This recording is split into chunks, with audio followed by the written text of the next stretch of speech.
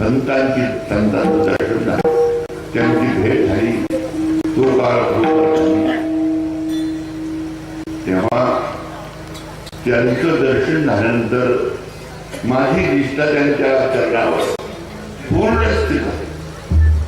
परमार्थामध्ये निष्ठेला फार महत्व आहे. हा निष्ठा जर नसेल तर काही उपयोग नाही, आपला परमार्थ सिद्धीला जाणार नाही. तर निष्ठा ही संत महात्म्यावर परमेश्वरावर ठेवावी. ते ठिकाणी म्हटलेलं आहे, यावत्योम त्रयोवंजा वेदांतो गुरुरीश्वर. ती पुढची आहे पूर्ण यावत्योम त्रयोवंजा. तीन गोष्टी बरोबर जिंकणे फार धन्य आहे. वेदांत शास्त्र, सद्गुरु आणि ईश्वर यांच्यावर आपली पूर्ण जर निष्ठा असेल तर खरोखर आपलं जीवन धन्य होईल, कृतकृत्य होईल. तेव्हा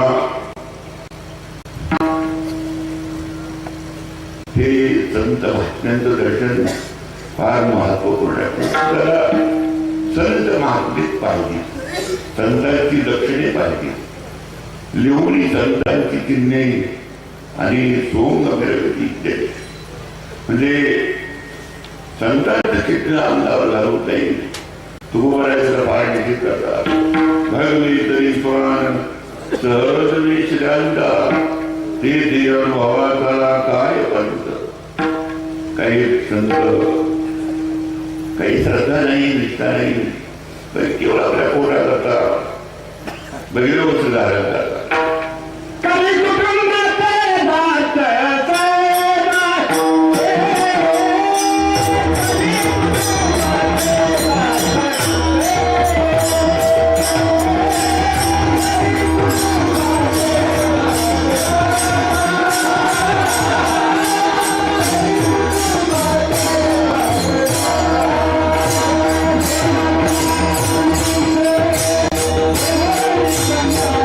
Oh,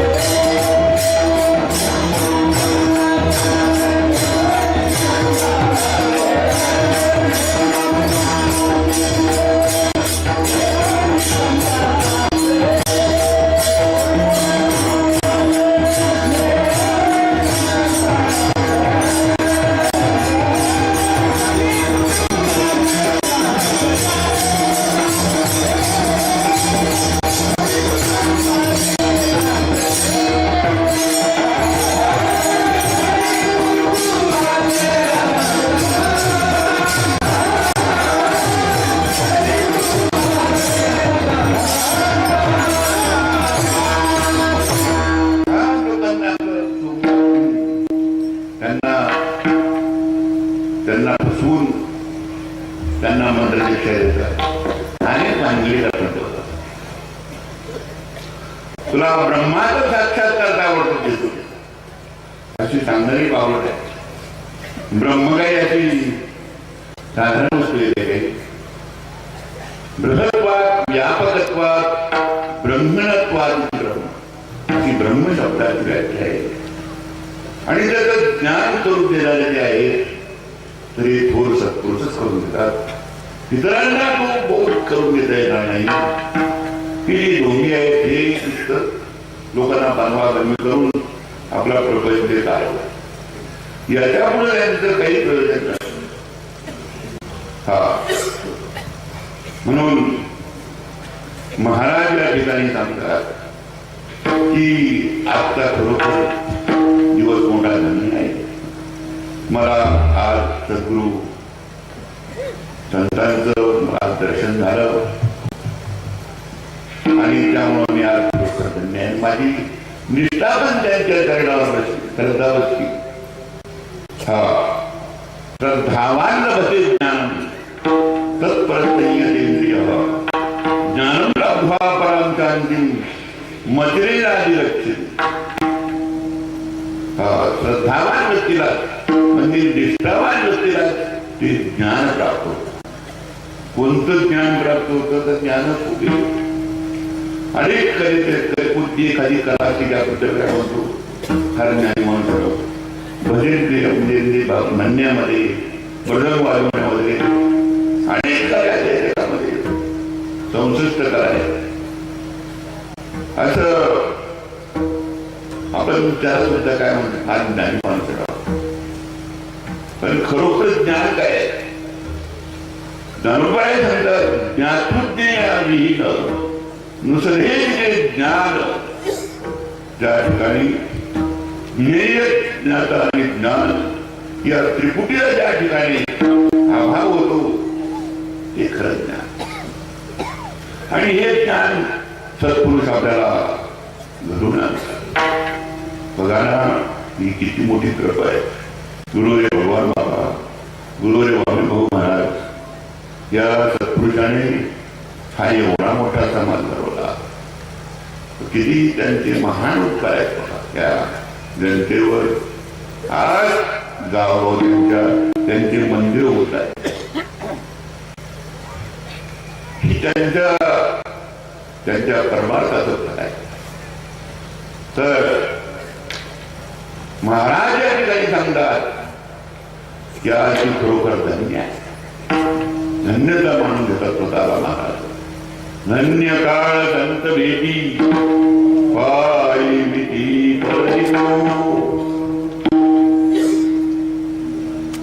तर अशा सत्पुरुषाचं दर्शन होत नाही. आणि झालं तर ते कळून तरी आलं पाहिजे संत आहेत म्हणून आपल्या पूर्ण संतता तरी मागली. परंतु आपण ज्याचा तिरस्कार करून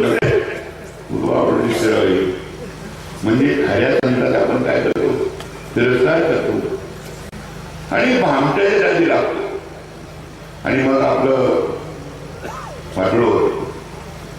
म्हणून संत सत्पुरुष ओळखणं फार अवघड आहे. तर महाराजा ठिकाणी सांगतात या खरोखर धन्य काळ आहे. असे संतांचं दर्शन होत आहे. एक वेळेला प्रसंग आहे बघा. नहुष राजा त्याने 99 आठवडे घेतले केलं. किती 99. आपल्याला सत्यनारायणाची पूजा करायचं वाटलं तर आपल्याला चांगले वर्षभर विचार करावा लागतो. कधी घालू कधी काय ते जीवन आहे. आणि ते काय तरी काही सहज जातोडी नसते. काय वगैरे तरी संकट आलं पण ब्राह्मणांनी सांगितलं आपलं की होतं मी ते सत्यनारायण पूजा करून टाकलं. तर हे श्रद्धापूर्वक निष्ठापूर्वक केलं जे काही आहे त्याला खरं महत्व आहे. तर हे नहुष राजा नारोबरायांचं वर्णन केलं की त्याने एवढा मोठा पुरुषार्थ केला की 99 आठवडे गेले. आता स्वर्गाच्या सिंहासनावर बसण्याकरता 100 अश्वमेध यज्ञ केले तरच त्याला ती जागा नसते. आणि येथे जन्म झाली होती. पहिल्या इंद्रावर आई स्वतः टाळा आणला की वय योग्य नाही, म्हणून योग्य नसल्यामुळे आयुष्य ठरवा आणला. मग आता योग्य कोण ते नवस महाराज म्हणजे हाय की योग्य वय नाही. 99 अश्वमेध यज्ञ केले याच गाडीवर बसतात. लगेच त्या ऋषींनी त्या इंद्राच्या गाडीवर त्याची स्थापना केली. स्थापना झाल्यानंतर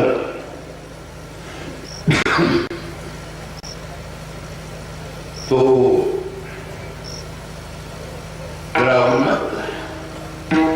त्याला गाडीवर बसल्याबरोबर म्हटला की पहिल्या इंद्राची राणी आहे ती कुठे आहे? तिचं नाव शिची होतं. ती कुठे तिला अगोदर माझ्याकडे बोलवा. विशांत झाला, उन्मत्त झाला. आता ते उन्मत्त झाल्यानंतर कामातुरा नाम धमना तर ते पण तिच्याकडे गेल्यानंतर तिने सांगितले की तुम्हीच माझ्याकडे या, पण अशा वाहनात बसून या की त्या वाहनात आजपर्यंत कोणीच बसलं नाही. अशा वाहनात आपण बसून या. आता हे नवस महाराज विचार करायला लागले. रफेलगडी आमची ते घोड्यावर आमका बसलाय, हत्तीवर आमका बसलाय, ते प्रत्येकाची वाहनं काढायला. पण अजून काही संत महात्म्याला काही कोणी पालखीला झोपलेलं नाही दिसत. तरी स्वर्गात असणारे जे सप्तर्षी आहेत त्यांना आमंत्रण आवडतो इकडे या. आता राज आज्ञा तर ते राज आज्ञा म्हटल्याबरोबर ते आले जोडून उभे राहिले. काय महाराज काय नाही पाय पोचले काही राजाज्ञापुढे काही नाही म्हणत. आता ते महाराज बसले आणि हातात चाबूक घेऊन वर बसले. त्या सप्तर्षीने पाय दूर केले आणि घेऊन चालले रस्त्यात. याला कामाचा वेग आधी वाढला. मी कधी तिला जाऊन भेटले तू ओढून चापकाने आणायचा त्या दिवशी मुलीला. त्याच्या अंगातून रक्ताच्या धारा सुरू झाल्या आणि म्हणायचं की सरपतू म्हणजे लवकर त्याला सर्व धातू संस्कृत मध्ये गत्यर्थ काय लवकर त्याला त्या कामात झालेला तो उन्नत राहायचा. आता ते त्या ऋषीमुनीला अंगातून रक्ताच्या धारा सुरू झालो. शेवटी राग येणारच नाहो मनुष्य शरीर जाओ नाही तुम्ही सर्व बाजू जाओ. आता ते पालखीत चालले होते परंतु लगेच मोठे काळला ओळखवले. पालखीतूनच खाली आजला ओळखवलं. सांगा हे काय झालं? एवढा मोठा त्याने पुरुषार्थ केला. 99 वर्षामध्ये यज्ञ केले. इंद्रपद प्राप्त करून घेतलं. परंतु शेवटी काही त्याचा उपयोग झाला नाही. शेवटी त्याला आदराच्या एवढे नसावं लागलं. म्हणून महाराज म्हणतात की हे संत महात्म्यांचं दर्शन जरी झालं तरी ते कळत नाही. वय संत आहे जेणेकरून आपली श्रद्धा वगैरे असेल तर मला सांगतात की धन्य काळ संत भेटी पायी मिठी पडली तो. माझी निष्ठा पूर्ण श्रद्धा हा त्याचा फायदा काय? संदेहाच्या